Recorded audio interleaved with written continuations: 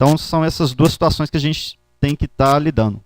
Então para o próximo ano a gente com certeza vai estar melhorando isso daí, para atender os dois lados, né? O usuário final, a empresa e também o contabilista.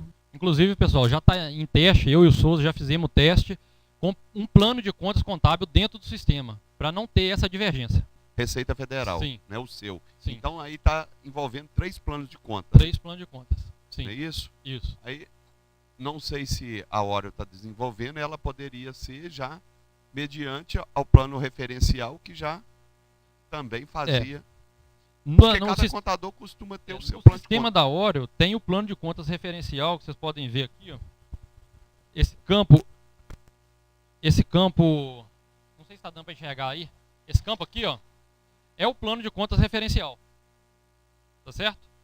Porém, o plano de contas referencial ele não é obrigatório ainda para FD, ICMS, PIS e COFINS.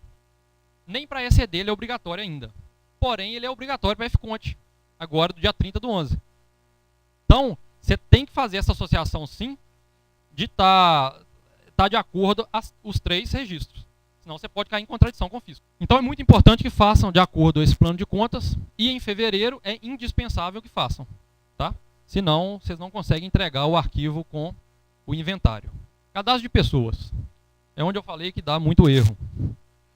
Cadastro de pessoas, é importante que a descrição do seu fornecedor esteja de acordo com o que consta no cadastro da Receita Federal.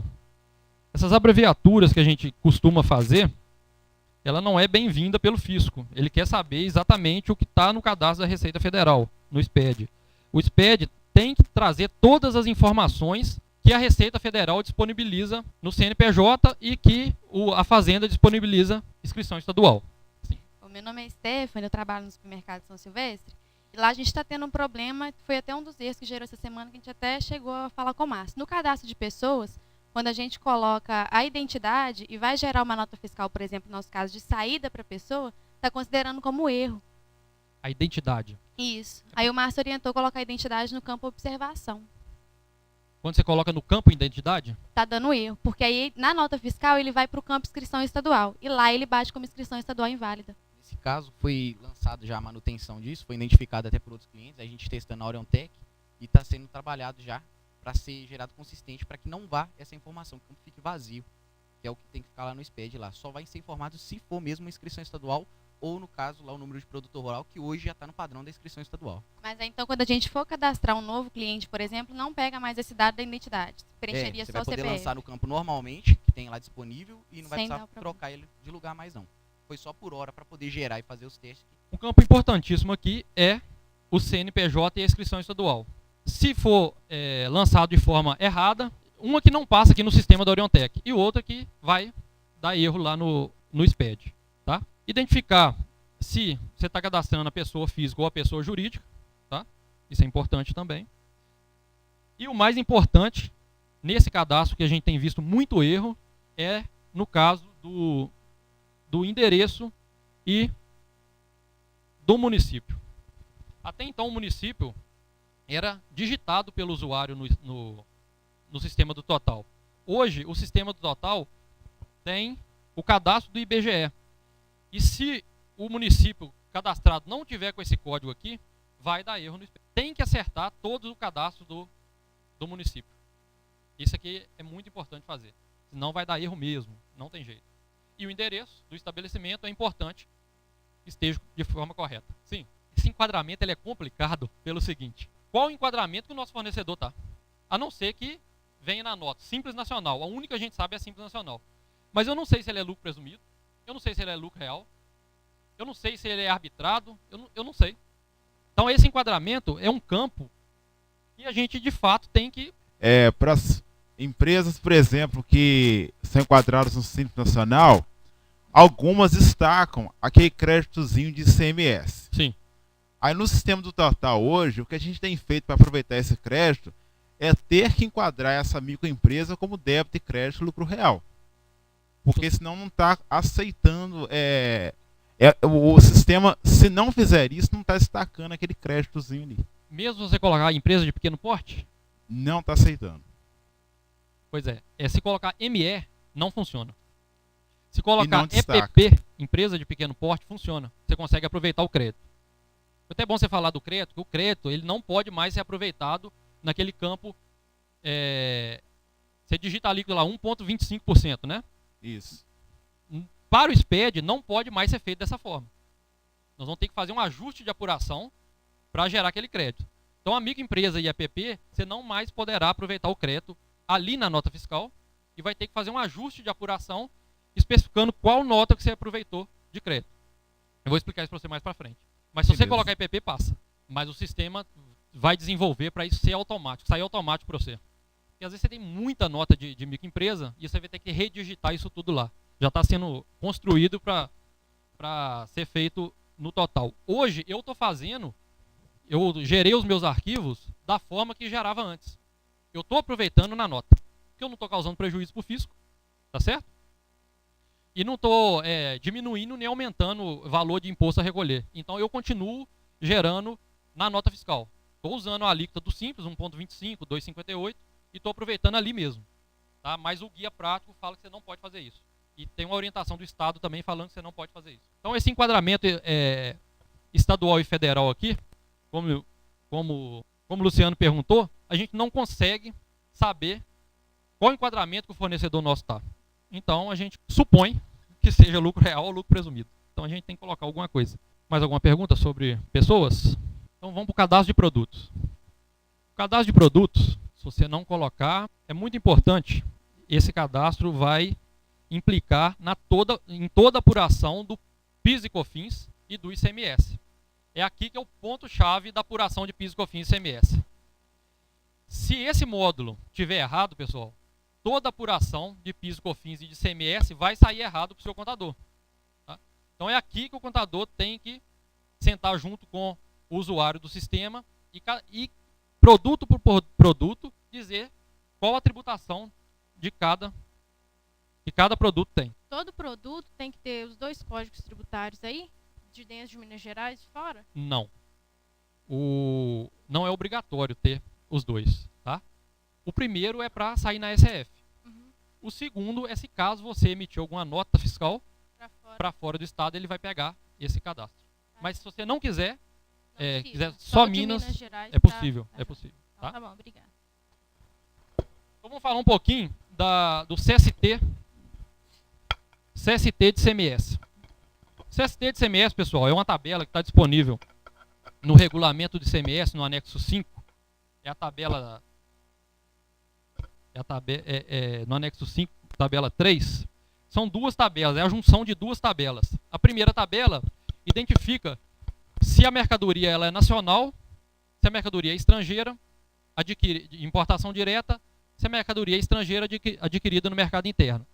E a segunda tabela, que nós vamos usar no cadastro de produtos, é se a mercadoria é tributada integralmente, se ela é com cobrança do ICMS por substituição tributária, o 10, o 20 é com redução de base de cálculo, o 30 é isento ou não tributada e com cobrança do ICMS-ST, 40 isento, 41 não tributado, suspensão 50, diferimento 51, 60 é o que vem do atacado já com ST recolhido, 70 com redução de base de cálculo e com ST, e a 90 é outras. Então vocês vão ter que entrar no cadastro de produtos, em cada produto, até para sair certo no SF, e dizer para o produto qual é a situação tributária dele no ICMS. Se não fizer isso certo, vocês vão pagar mais imposto ou imposto a menor. Tá? E o fisco está de olho nisso. Tá, ok? Além de colocar o CST do ICMS, vocês vão ter que dizer se o produto, se o CST for 00 ou 20, vocês têm que dizer qual a alíquota desse produto. Se é 7, 12, 18, 25 ou 30. O NCM, é importante colocar o NCM, mas o NCM não é obrigatório para geração da FD, PIS, COFINS e ICMS. A geração da FD, PIS, COFINS e ICMS passa sem o NCM. Porém, a emissão de nota fiscal eletrônica você não consegue fazer sem NCM. Tá? Então é muito importante ter o cadastro do NCM. Rodrigo, só uma dúvida que quando a empresa trabalha só com venda SF, ela vai adotar multiplicador. Aí não tem necessidade de preencher o percentual de redução da base de cálculo não, né? Não. o cadastro da alíquota de ICMS para ECF é a alíquota efetiva. Isso, Tá? correto. Então você lança lá a alíquota efetiva. Então o NCM, você encontra NCM inválida? Pode ser alguma NCM que não está dentro da tabela TIP. A NCM ou o código de barra? Código de barra. Código de barra inválido. Tá, dá esse erro no Sintegra é por causa do... No Sintegra tem um campo que é versão do código de barra. Então, lá tem o EAN 13, EAN 14 e EAN 15. Talvez você está tendo problema porque o seu EAN é 13 e ele está dizendo que o EAN é 12, ou vice-versa. Então, dá uma advertência lá, na verdade, né? É a versão do código de barra. Por que é EAN 13, EAN 12 e EAN 15? É a quantidade de número que tem no código de barra. Então, se você lançou, por exemplo, um código de balança, ele vai com o código de barra seu interno, tá certo? E aí a versão do sistema fala que é EAN 12, e você leva só 5 dígitos, ele dá advertência, tá? Mas é somente advertência, não barra a entrega e é discutível na receita, tá ok? Ô Rodrigo, esse detalhe aí do Sintegra, é só lembrar, ô Luciano, aqui, é porque o Sintegra, o governo praticamente abandonou o sistema, ou seja, eles não soltam mais versões, não fazem correção, então o Sintegra ainda tem muito erro que a gente desconhece e que eles não vão corrigir. Então não sei se esse aí é um problema do Sintegra, mas realmente pode ser. Ele ainda tem N erros que eles não vão mexer. Vai continuar com esse erro porque eles estão trabalhando diretamente para o SPED agora. Então, pessoal, é importante o cadastro da NCM, até porque toda a tributação do PIS e COFINS, vocês vão ver nas tabelas, e os contadores já devem ter percebido, que ela é através de NCM. O PVA, se você cadastrou um NCM errado no PIS e COFINS, o PVA te acusa. Ele fala, ó, você está aproveitando crédito de mercadoria que não te dá direito a crédito. Mas quando você não aproveita o crédito da mercadoria que você tem direito, ele não fala não. Ele só fala o que você não pode. O que você pode, ele não fala. Cadastro de CST de PIS e COFINS e natureza da receita. Aqui também é muito importante. Está na página 33, suas. No cadastro de produto, é obrigatório para a geração da FD PIS e COFINS e é obrigatório hoje para o cadastro no sistema total você dizer qual a tributação do PIS e COFINS do produto. No cadastro de produto, vocês vão usar o CST de PIS e COFINS somente do 1 ao 49. O CST 1 a 49 é para saída. O CST 50 a 99, ele é para entrada. Então nós vamos falar aqui do CST de saída, que é do 1 a 49, o que vocês vão usar lá no cadastro. Então se você colocar a operação de 1 a 3, operação tributável, você não precisa de dizer qual a natureza da receita daquele produto. Se você colocar o CST, ou se o seu produto for tributado no CST de 4 a 49, ou de 4 a 9, você tem que dizer qual a natureza da receita desse produto. E o que é a natureza da receita do produto? 34 está falando da tabela de crédito presumida da agroindústria. Isso aqui eu vou falar na hora que a gente falar do lançamento da nota fiscal, tá? É as alíquotas que a gente pode aproveitar. Na página 37, no item 11.6, vai dizer qual a natureza da receita que você vai usar se você colocar ou se o produto for tributado no CST 2 e 4. Então, se o CST for 2 ou 4, você vai colocar a natureza da receita, esse código à esquerda aí. Por exemplo, na última linha aí no código 103, nós temos o supermercado, por exemplo, que vende gás liquefeito de petróleo, vai colocar a tributação do PIS e COFINS 04, que é o sistema monofásico de tributação, e a natureza da receita, dizendo que o produto é um gás liquefeito de petróleo. Observe na frente do gás que ele traz o NCM do gás. Se você colocar esse NCM errado, na hora que você gerar o arquivo, ele vai dar problema. No item 200 aí, na natureza da receita 200, nós temos as farmácias. 80% dos seus produtos estarão aqui no item 201 e 202.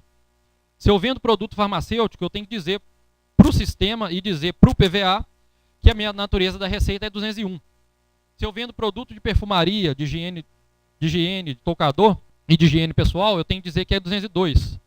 Aqui no supermercado entra aqueles produtos shampoo, desodorante, condicionador, sabonete, escova dental, pasta, creme dental. Então, pessoal, 30% do que o supermercado vende está nessas tabelas aqui de isenção. Então tem que observar isso bem para não pagar PIS e COFINS mais do que o devido. Eu estive observando que medicamento veterinário, ele está enquadrado nessa NCM 3004. Sim. E eu não vi no sistema assim um código CST que enquadra o medicamento veterinário. Ele essa aí no caso a NCM 3002, 3004. E muitas notas vêm informando que o medicamento veterinário ele é monofásico com alíquota zero. Tá, mas ele não está nessa exceção aqui não? 3004, 9046? Não.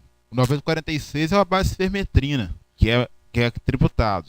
Aí nós vamos ter que olhar na prática o que é o produto. Isso. Se ele encaixar dentro do 3004, do 3001 ao 3003 e no 3004, ele é monofásico de tributação. Aí você não paga mais o PIS e COFINS desse produto. Tá certo? Isso, eu me lembro que esse 9046 é o único que é exceto. A exceção aqui monofasia. é só ele. Isso. Então, se o seu produto estiver dentro dessa nomenclatura, de 3001 a 3004, você está beneficiado com a monofasia.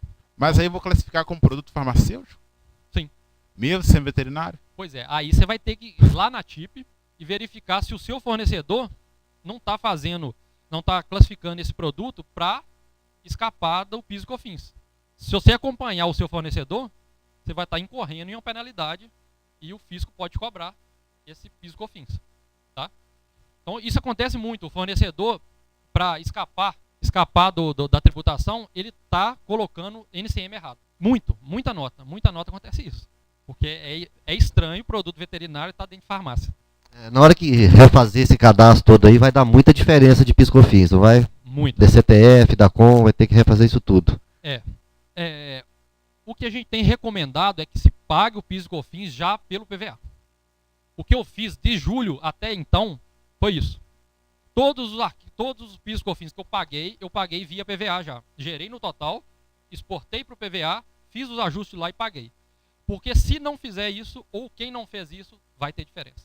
Com certeza vai ter diferença. Ou para mais, ou para menos. Então, pessoal, vamos para a página seguinte, o item 39. Na página 39, em bebidas frias, que supermercado também tem muitos produtos desse aí que nós temos que classificar de forma correta. O item 401 é a água mineral, também é um produto monofásico. O item 402, água mineral gaseificada, também um item monofásico, nós temos que classificar o nosso produto dessa forma. O 403 é refrigerante. 404, preparações compostas não alcoólicas para elaboração de bebida refrigerante. Aqui entra aquelas preparação de groselha, aquelas preparação para bebida. Refrescos isotônicos e energéticos, cerveja de malte e chopp. São os produtos de bebida fria, todas as bebidas frias que são tributados pela monofasia. As bebidas quentes são todas tributadas pelo PIS e COFINS. Porém, se você colocar o código NCM da bebida quente, algum uísque, cachaça, conhaque, ele tem o mesmo NCM de álcool, que é 22070000, e o PVA está dando essa advertência. Está falando, você está aproveitando o crédito de uma coisa que você não pode. Mas na verdade é um erro do PVA. Tá? É um erro do PVA. Você pode aproveitar o crédito da bebida quente, porém o NCM, o PVA entende que é de álcool, para fins carburantes. Então, essa advertência você tem que ignorar. Ou apagar o NCM, se você não quer ter advertência. Na página 40, nós temos o CST da alíquota zero, que é o CST 6. Também muito utilizado em supermercado. Talvez a maior tabela dentro do supermercado é essa tabela de produtos sujeitos à alíquota zero. Começamos aí com defensivos agropecuários, no 102. O que é defensivo agropecuário? Todos os produtos que são classificados na posição 3808, e aí nós vamos ter repelentes e outros, tributado a alíquota zero. Então não tem tributação de PIS e COFINS. Tem que rever esse cadastro aí, senão você está pagando PIS e COFINS mais do que você deve. A natureza da receita 105, é um produto de alto giro.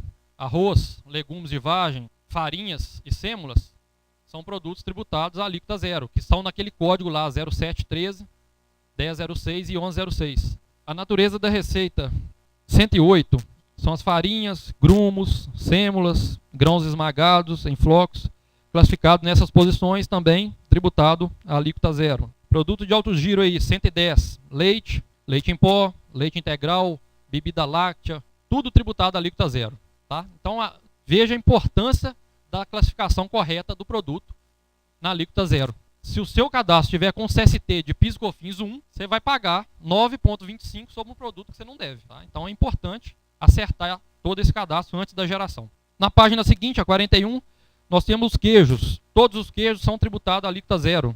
Não existe tributação de PIS e COFINS para queijo. Inclusive, ele nem traz NCM aí, são todos os queijos, tá ok? Farinha de trigo, no 113, também tributada a alíquota zero. No 115, pré-mistura própria para a fabricação de pão comum e pão comum. Aqui, pessoal, não entra a mistura de bolo, tá? Mistura de bolo não está enquadrada aqui nesse 115. Aqui são as misturas para padaria. Produtos hortícolas, todos os produtos hortícolas, frutas e verduras estão todos classificados na alíquota zero, no capítulo 7 e 8. Por fim, nessa tabela, os ovos. Todos os ovos, inclusive de codorna, tá? Vamos lá para a página, só para a gente finalizar essa tabela.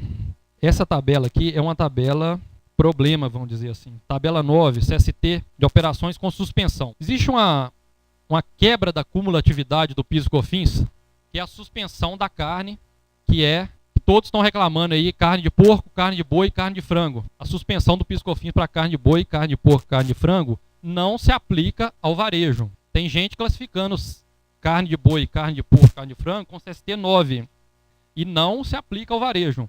Se você está classificando dessa forma, você está lesando o fisco. E quando você entregar a sua FD, ele vai te cobrar. Eu vou falar do aproveitamento de crédito da carne na hora do lançamento da nota. Alguma dúvida sobre as tabelas? Algum questionamento? Alguma pergunta? Querosene Dragão. Pois é, ele é tributado pelo PIS/COFINS. O querosene monofásico é somente o querosene de avião, da aviação.